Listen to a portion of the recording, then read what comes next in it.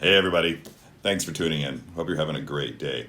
The reason for this quick little video is to perform a little bit of a fix-it, a little bit of a how-to for all of you who may have done what I just did, and that is to break a peg off in a hand when changing your hands.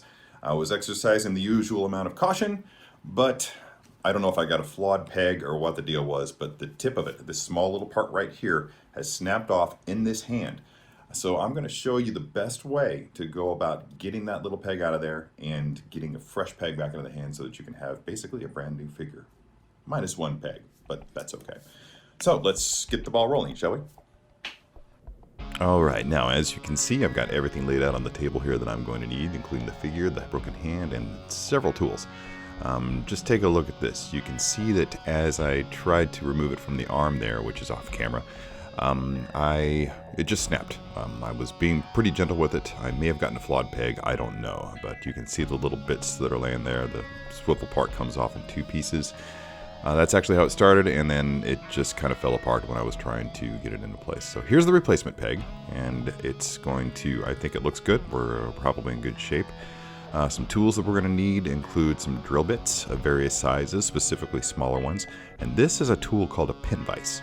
What this basically is it's like a drill, only it's more precision oriented, so you don't get that really rapid drilling. You can decide for yourself with your hands just how quickly you want to drill into the piece. It's going to be very crucial. We don't want to go all the way through the hand or accidentally drill in the wrong direction. I have some needle nose pliers, but I don't think that they're going to work. I also have here a heat gun to soften up the plastic.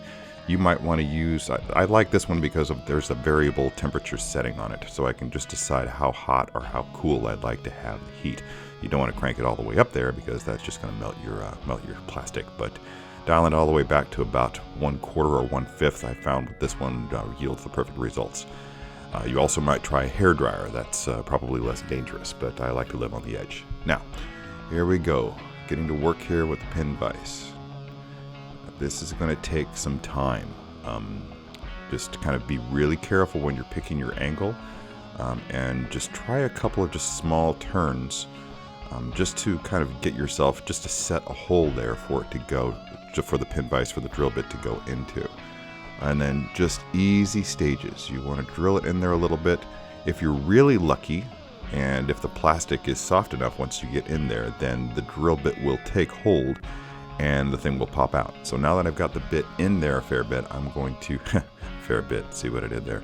But now that the drill bit's into the peg a little bit, I'm going to heat it up with a little bit of heat there, and that will soften the plastic. Again, if I'm lucky, it will pull out. Most likely what happens in these scenarios though is that the plastic just rips out.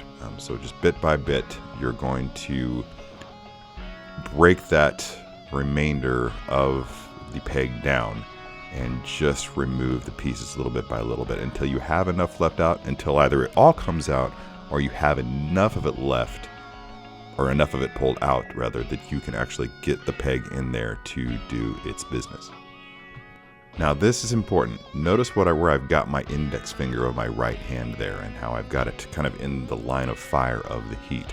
That's by design. I want to make sure that I'm not, oops, I want to make sure that I'm not turning too much heat onto that plastic. My feeling is that if you can feel the heat of the heat gun and it's too intense on your finger, then it might just be getting too intense for the plastic itself. I haven't felt confident enough to really delve into it. Testing that theory. I don't want to blister my hand and I don't want to melt anything plastic that I have. One of these days I might just decide to see exactly how much that can take. But anyway, we've got some stuff out. Look at that. It's in there pretty solid. You see that I had to actually use some force to dig it out, but it was a little bit loose. It wobbled a fair bit when I got it in there. I don't think that's a deal breaker, but I just don't like it. Kind of really don't like it to be that way. There we go. Try number 2.